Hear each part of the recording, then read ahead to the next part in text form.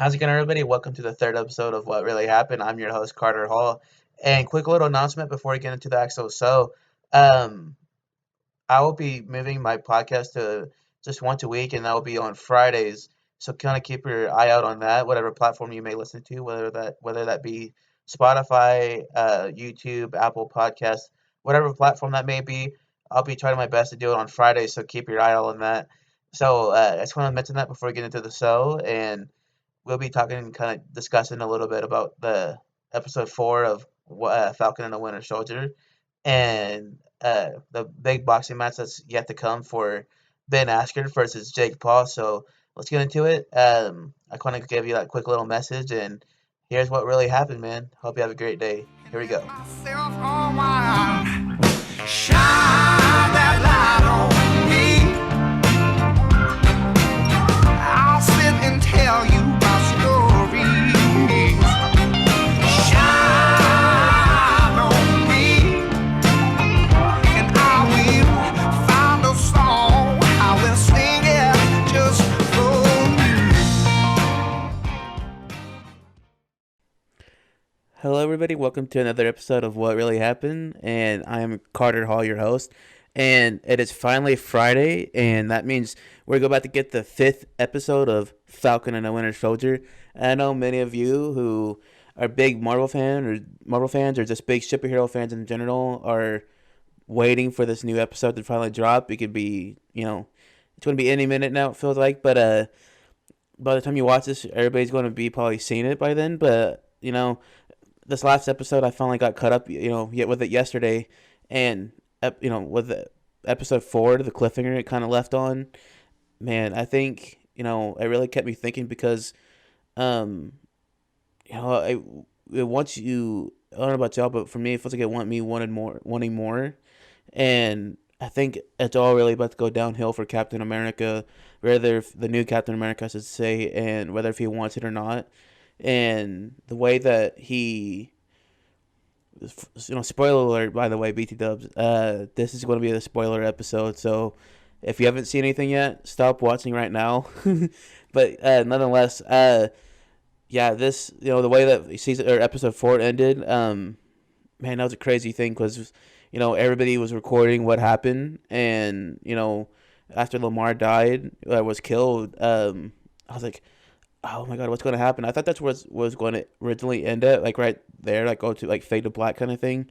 But no, it kind of had a little bit like a minute. It kind of squeezed about a minute and a half left of the show. It seemed like, and just the way that I was like, even for a Marvel movie or Marvel show, it felt like this was pretty. It didn't show a whole lot, but it was pretty like crazy the way they ended the show because they're looking for Carly and anything like that, and he wasn't even the guy that got killed wasn't even the one that killed Lamar. It was Carly's fault. But it left me thinking. Like that end shot. The last thing you see is Captain America holding his shield. The new Captain America holding his shield, and you just see blood on the shield. It's pretty much, I think, what I got from that. It was like I got a lot of symbolism for that because it was just more like the blood is on his hands now, and metaphorically, but also literally, not you know not just on his hands physically. Metaphorically, it's on his hands, but physically, it's on his shield. And I'm like, man, this is not going to end well for the new Captain America. And man, it's just everybody caught that recording. Even in another country, I know they're in a different country, but that is not going to go well at all. I can only imagine what the new episode's going to entail.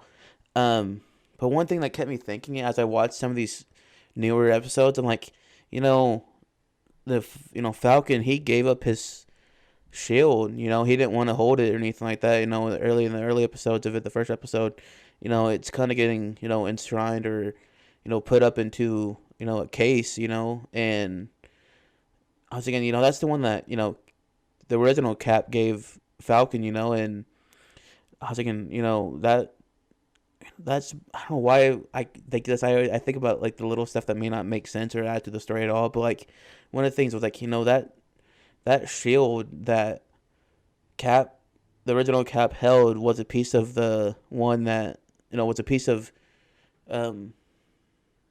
that Stark Industries, I believe, built. And some of I think it gets mentioned in Civil War how um, when that big battle between Iron Man and Steve Rogers had as Captain.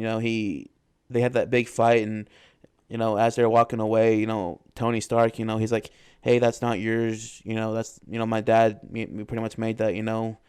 Tony, referring to his dad, who built Stark Industries pretty much, or the Stark, inventions, kind of that thing. But uh, it was just crazy because I'm thinking like, if that belonged, let me back up a bit. So that it's in Civil Captain America Civil War, you see Cap give the sword back to Tony, and uh, in Endgame you see Iron Man or Tony give the sword back to Captain America, and by the end of it you see Captain America give his shield to Falcon, and Falcon gives it up. So I'm kind of wondering, I wonder if Stark Industries at all has anything to do with this. I doubt it will. I don't know if it will or not, but that's just me overthinking it probably. But I was thinking that'd be so cool if they intertwined the new, uh, like somehow incorporated. I know Tony's gone, he's passed on, and then what happened in Endgame, but which is so hard to believe. I think that they killed Tony off, but um, which opens up so many mysteries for the future, what could happen for Phase 4 moving forward, and the implications of what really could happen. And I was thinking, after what happened in episode 4 of Falcon and the Winter Soldier, I just only can imagine what it's going to happen next, for the new Captain America. And it just feels so weird, kind of foreign, calling him the new Captain America. He's not even, to me, I think I give credit where credit is due. I think the character Captain America itself is serviceable at some points, but it feels like he's really trying. You can actually tell he's trying, and you know, I give him credit. So I don't want this to be like an episode where I'm just bashing Captain America or not, or the new Captain America at all. But you know, um, it's just crazy kind of watching some of these new episodes and thinking like, I wonder what Steve Jobs or Steve Rogers, not Steve Jobs, why I say that, Steve Rogers would do in this scenario. And but yeah, I'm just a big Marvel fan, and I'm kind of looking. I finished WandaVision when like the first like week or two after it came out, and I was a big fan of that. And then within a few weeks, I think Falcon finally started. So these things that Disney Plus are really doing, I think it's really awesome having new series, movies that are coming out for Marvel that could even potentially help push Phase 4 of Marvel and the new direction that they're going. After what Phase 3 did, because I've been a big Marvel fan since the first Iron Man originally came out. I believe that's what started everything, and where you see Tony, go into the cave and do all that and everything, all the way till now, where Falcon and the Winter Soldier are taking place right now. And it's one of those things where I always catch myself talking to friends or and stuff like that. Always giving our take, on what could happen. It just feels like it goes into like a rabbit hole of endless possibilities for Marvel and what really could happen. But yeah, we got that today. That's a new episode of Falcon and Winter Soldier coming out, and what we got tomorrow for the 17th or 16th, I believe, and is Ben Askren versus Jake Paul in a boxing match, which is completely, I think, just crazy to think that a former MMA fighter is going to be taking on a YouTuber who's been in only two boxing matches, and one of them happened to be against a former NBA star. Knocked him out, but with a right hand. But who knows? I keep thinking like, even thinking about this. Who, man, it's just kind of crazy. That we're in a world now that we are watching a YouTuber and a former MMA star fight each other. And I was just thinking about this earlier today too, how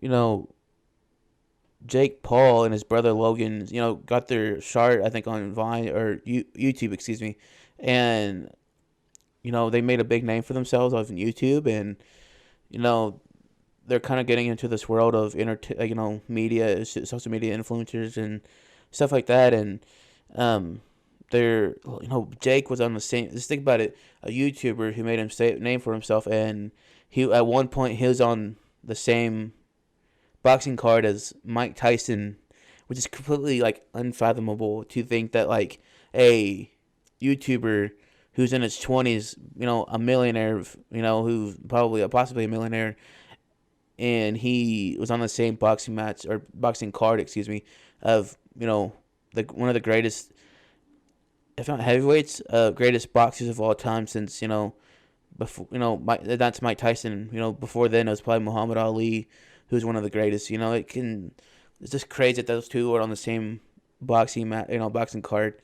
Now we're looking forward to Ben Askren being the next opponent for Jake Paul. It's crazy because I've been a fan of Jake Paul or Ben Askren, and Askren, he's one of those people who seems pretty, one of those dudes who just whatever he does it confidently. Whether if he's going to go in or he may lose, he may win, but he's going to walk in and walk out confident and have a big laugh of it. Whether what happens, the result, if he wins or loses, after that big loss, I don't want to bring this up, but at that big loss, Askren had against Jorge Masvidal, he, uh, he got that flying knee, connected like right to his dome, and was completely like out of it. He was like within a couple of seconds, and then I think soon after the pay per view was over, Ben Askren, tweeted out saying something about along the lines of, how funny the knockout was and anything like that. And, he makes light of everything. And I think that's what he's kind of looking forward to in this boxing match. It's a little bit, it's fun for him, but also he's going to take it serious. He's going to go in confident. And, I even heard, this is not true. I don't know how much truth this has behind it, but I was just on Facebook the other day and, excuse me, and someone said that how, he set up, I guess, a GoFundMe or something like that, and he's like, "Hey, if you give me some money, I'll even think about tapping out or putting a hold on Jake Paul." It's just completely crazy that like we're people are really want that to happen in a boxing match. I doubt it's true because why would Ben go in there put a submission hold on Jake Paul or whatever in a boxing match? But it's just funny. I think whether if it's true or not, I think it's just kind of funny either way. But for people who don't know who really Ben Askren is, I kind of mentioned a little bit about Jake Paul, but just kind of about Ben. He's a former MMA star. He's fought some of the greats in the world of MMA community, in the MMA community world, and he went on to win a few titles here and there. Like I said, he fought in UFC, eventually fought in UFC towards the later of his MMA career, and beat Jerry, Robbie Lawler. I mean, and went on and do some cool things in the world of UFC, and he's retired now, and just kind of some cool stuff that's going along. And he's a former I believe Olympic wrestler. Like went to the I don't know if he went to the Olympics, but he was like considered on that team I think for a while, and so he's got some great credentials to his resume. I think he can everything that I think if you're a real fan of combat sports and you know who Ben Askren is, people are kind of saying like there's every reason for Ben to win this boxing match. Even though Ben's not a great striker, he may not be the greatest striker ever. People like Conor McGregor, those Floyd Mayweather, like those guys are. But but Ben, he's been in these situations before where he knows how to train. He knows how to go about. Excuse me, goes about facing an opponent, and and who knows how many times Jake's done this. He's only done 2 real fights. And it's just crazy to think that we are gonna finally see the results, on Saturday, and we're only like a day out from the fight, and I believe they're doing it in Vegas, if I remember correctly, and that's just going to be a big boxing match. I bet these fighters are getting. I heard Ben say that he's getting more money out of this one fight than he's ever done. I think in UFC, which is completely crazy because how big UFC is, and he's getting a big payday just for being in this boxing match for facing a YouTuber. It's completely crazy, and yeah. So I think, like I mentioned too, it's just kind of crazy how we're in this world now of sports where we're seeing a lot of, I guess, cross pollination. We're seeing people cross over different sports. It feels like a little bit. We got to see people think oh, this is kind of new, having Ben fight Jake Paul in the boxing match. This is not the first time I think we've seen a MMA fighter go into a boxing ring. If y'all recall, a few years back, we saw Conor McGregor do it, and Conor went in against Floyd Mayweather. And guys, I remember that vividly. I was a junior, I believe, a junior in high school, and that boxing match happened, and watching it on pay-per-view live, and just with a house full of friends. It's just crazy that if you remember, that boxing match went 10 rounds. It's just crazy that a UFC star who's going to be a first without a doubt a UFC Hall of Famer, and that's in the form of Conor McGregor, and he went into a boxing match and faced possibly one of the greatest boxers to ever lace up a pair of gloves, and go in there, with a 50 some odd and 0 record, as people could, possibly thinking that, I think some of the rumors going, or some of the speculations going around was that Conor could stop Floyd. I didn't know if that was possible.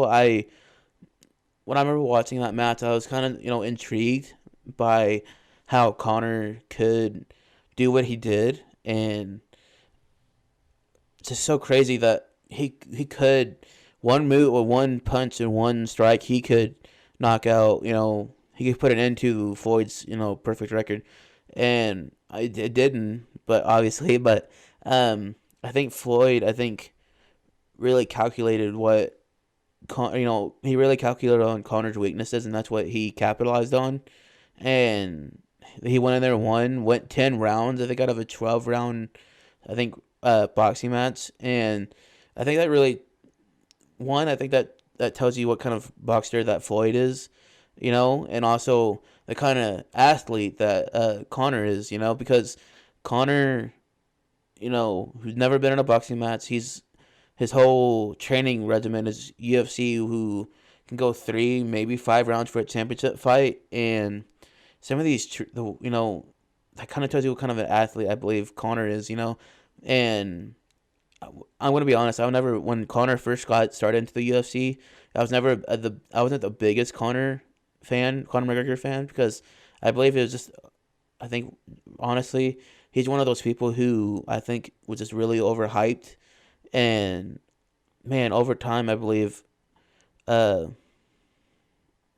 he really, I guess, earned my respect as a fighter, because he went in and proved everybody wrong, became a two-time divisional champion in 2 different weight classes, which is completely crazy, unheard of at the time. Conor was the first one, and now he's wrecking people. He's got an up and coming fight against Dustin Poirier, a trilogy fight against him, July 10th, which I'm looking forward to, because Conor and Dustin, I believe, are big money. It's going to be a big fight, because we got to see Dustin finally, get that big knockout over Dustin. He felt kind of like redemption, which Dustin he deserved that win, because he felt like you tell he redeemed himself. But I believe Conor is going to go back hungrier and more ambitious in this next fight, in the trilogy fight against Dustin. And who knows, I don't know if Dustin's hot sauce is going to help Dustin at all in the end. We can only see, but I don't know. I'm still trying to get my hands on that hot sauce, man. So, and if there's any chance in the world if Dustin Poirier is listening to this, or someone out there tweets this or shares this and gets in the hands of Dustin, I want to try your hot sauce, man. But nonetheless, man, some of those conditionings, I think, even training for some of those athletes, for UFC fighters or just athletes in general, I think is crazy because those are like, I was talking about Marvel earlier, and that Marvel superheroes, man, these are some of these like athletes nowadays uh are like superheroes in their own way, the way that they have to train for a fight, even Connor, Nate Diaz, or Dustin Poirier, all these different people who Khabib Nurmagomedov, and who all train just so crazy in a good way. Like, it just, it feels like UFC is one of those sports. If you make a lot of money, you you if you make a lot of money and you're comfortable, you wouldn't want to necessarily want to roll out of bed, early in the morning and get, you know, your eye socket knocked out or whatever like that potentially. And um, it's just crazy that these people actually love this sport, and they want to succeed and become the greatest at what they do, whether if you're a welterweight or lightweight or heavyweight, it doesn't matter what. And it feels like some of these people go out there and they want to put on a show for the people. And even though we're in the middle of the whole COVID thing, and stuff like that, it feels like we are in a time where we hopefully can start getting closer to arenas filled with people more often, like more like we were. And because it feels like, you know, uh, I feel like that's what people kind of uh athletes. It feels like I'm not. I mean, I wrestled in high school. That's totally different, but I can't speak for obviously UFC people. But like, I can only imagine, those UFC people like Connor. His entrance, was one of my favorites, nowadays, because he walks out, it's the lights are all black and the octagon's all lit up in green and fog and anything like that, and the Foggy Dew song starts playing, and then all of a sudden you hear the Notorious, and then Biggie Smalls, Hypnotize starts playing throughout the arena, and fans just go, start going crazy. It's just completely awesome. I think that would be an experience that, even as a fan, spectator point of view, that'd be pretty cool to experience one day. And just, I feel like that's what people kind of train for too. It feels like, they want to hear that fan interaction and put on a show for everybody involved, and when you're training, it feels like that. I feel like it'd be a good motivator too. There's different motivations for everybody, and I feel like these people are, and like kind of our version of a real life superhero, the way that they train. And there's no way I'd want to get beat up for a living and get paid for it. I wrestled in high school, and I when I graduated, I was like finally like, I'm over this, man. And I yeah, I can only imagine what some of those people who continue to go into that combat sport, and just experience, they want to experience, and they want to put on a show, and become some of the greatest athletes, on this planet, But yeah. So I can't wait for this I kind of going back to it. This, Ben Askren and Jake Paul. I think they're getting, obviously the fight's tomorrow, and if you're a betting person, I don't have any advice for you because I don't bet, but my gut's telling me to go with Ben Askren. I don't know why, because I feel like he's in there, but I think for me, if I want to throw my 2 cents in there, it may not mean anything, but if I were to throw my 2 cents in, I believe I believe Ben could win. I didn't mean to make that rhyme, but yeah, Ben could win, and I don't know if it's going to be early. I think the earlier the better is going to be for Jake, but if it go later, I think it could go better for Ben. So I think that's what I'm kind of thinking, but who knows? Um, it could go either way, and you know, hopefully by this time tomorrow, I've already watched the new episode of Falcon and the Winter Soldier, and we get to finally talk about who uh, won between the boxing match between Ben and Jake. So next week, I believe I might have a special guest on for you guys. So stay tuned for that, and we'll have all the fun in the world again and talk about what's really happening. So, guys, thank you for tuning into this episode, and hope you have a good, feel good Friday today. And pieces, man. So hope you have a good day, man. Let's look forward to this fight. Okay, have a good day, man. Later. Hey, did you like watching that last episode of What Really Happened? If so, don't forget to like, comment, and subscribe so you don't miss out on any more content on this channel.